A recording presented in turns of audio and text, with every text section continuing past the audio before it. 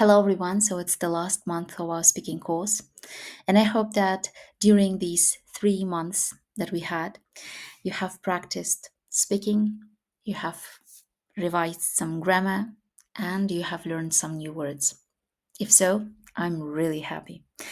Um, so from now on, I'm going to add the grammar lessons with the use of AI tools.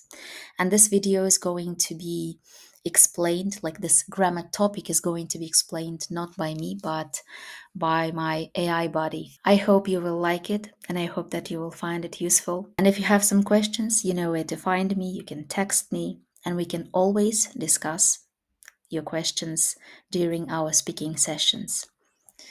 So, good luck to you and see you at the speaking session. Hey everyone, and welcome. Today we're going to fire up a grammar time machine, and I'm not kidding. We're going to explore one of the coolest, most powerful tools in English for imagining different realities, mixed conditionals and wishes. This is where grammar stops being about rules and starts getting really creative. So let's just jump right in. So, have you ever heard a sentence like this one? If I had worked harder at school, I would have a better job now. I mean, think about it. How can the past and the present live together in one single sentence? It feels a little weird, right? This is a classic mixed conditional. It's a perfect little sentence that connects a past that didn't happen with a present that isn't real. Let's break down how this actually works. So here's our game plan. First, we'll get our time machine powered up. Then we'll do a super quick review of the key parts we'll need. After that, we're going to explore the two main ways to mix up our timelines. Then we'll look at how this all connects to wishes and regrets. And finally, we'll put it all together so you can start using it right away. Okay, let's get into it. The absolute best way to think about these sentences is not as some boring, rigid rule you have to memorize. Think of them as your own personal time machine. They literally let us travel in our minds, connect totally different points in time, and explore all those infinite what-ifs that make life so interesting. So what's the big idea here? At their core, mixed conditionals are all about linking an unreal situation from one time period to its result in another. This is the secret to talking about regrets, exploring different choices you could have made, and really understanding that chain of events that makes us who we are today. Now hold on. Before we start jumping between timelines, we need to make sure we're solid on the building blocks. You gotta know how to work the machine, right? So that means a super quick fire review of the second and third conditionals. These are the two essential parts we're gonna be mixing and matching. So on the left, you've got the second conditional. This is for imagining an unreal situation right now. If I were rich, the reality is I'm not. Then on the right, you have the third conditional. This one's for imagining an unreal situation in the past. If you had studied, but of course, you didn't. Keep these two in your head, because we're about to smash them together. All right, first stop on our time travel journey. Let's explore our first type of mixed conditional. This is the one where we imagine changing something in the past and then see exactly how it would affect our life right here, right now. It's the classic what if scenario.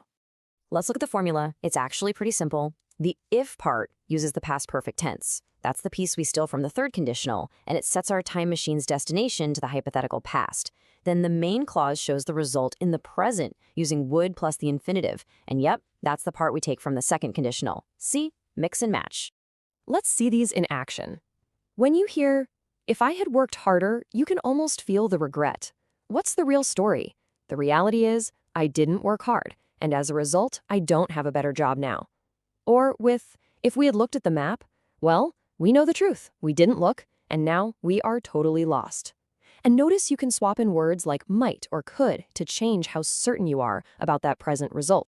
This chart really helps visualize it, doesn't it? You can see we're literally taking the if part from the third conditional, that's our past piece, and we're connecting it directly to the result part of the second conditional, our present piece.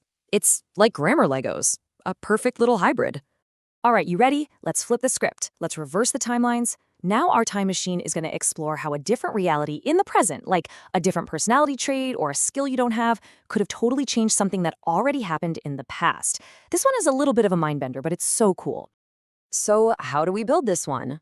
Well, the if clause now uses the simple past. That's our piece from the second conditional, and it describes an unreal state right now. But the result clause shows a different outcome in the past, and for that we use would have plus the past participle, which we snagged from the third conditional. We've completely reversed the parts we're using. Let's check these out. If I wasn't afraid of spiders. Okay, what's the reality here? My fear of spiders is a very real, ongoing thing. And because of that present reality, back then, I didn't pick it up. Or how about if I was a good cook? The clear implication is that I'm not a good cook in general, and that's the reason why, at some point in the past, I didn't invite them over. It's a present state of being that affected a past action. You know, this whole time-traveling grammar thing isn't just for if sentences. It's also the secret sauce behind how we talk about wishes and regrets. A wish is kind of like half a conditional sentence if you think about it. You just state the unreal situation you want, and the result, a better feeling, a different reality, is just implied. If only I had studied harder. I think we've all had a thought like this, right? This phrase is just so powerful. It perfectly captures that feeling of looking back and just wanting to change one little thing. And if you look closely, you'll see the grammar is super similar to the conditionals we've been playing with. Just look at how the verb tense completely changes the meaning. It's amazing. If you want to wish for a different present, you use wish plus the past simple. I wish I knew. But if you want to express a regret about the past, you jump to wish plus the past perfect. I wish I hadn't lost. And here's a fun one. To show you're annoyed about something someone else keeps doing, you use wish plus would. Okay, theory is great, but the whole point of this is to actually use it. So let's make it practical. Right now, we are going to build our very own time-traveling sentence completely from scratch. It is honestly this simple. Step 1, think of a real past event you wish you could change. Step 2, think about the real result of that event in the present.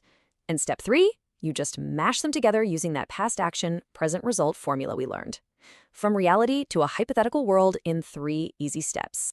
Okay, your turn. Have a look at this. Take a second to think. The if clause is in the past perfect, if we had bought. So what does the present result have to be? It's gotta be wouldn't be. Perfect. If we had bought a good map, we wouldn't be in the middle of nowhere now. You've got it. So let's just quickly recap the absolute essentials.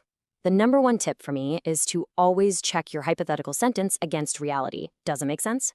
Remember that mixed conditionals are just bridges between time. The if clause sets the time, past perfect for a past condition, simple past for a present one. And wish basically follows the same rules to talk about unreal situations. And for a final thought, let's use what we just learned. This very question is a mixed conditional. It's that second type, an unreal present condition. If you weren't watching this, with a past result, what would you have done today? Think about it. It's a great little reminder that this grammar is all about exploring the infinite possibilities of our own lives. Thanks so much for watching.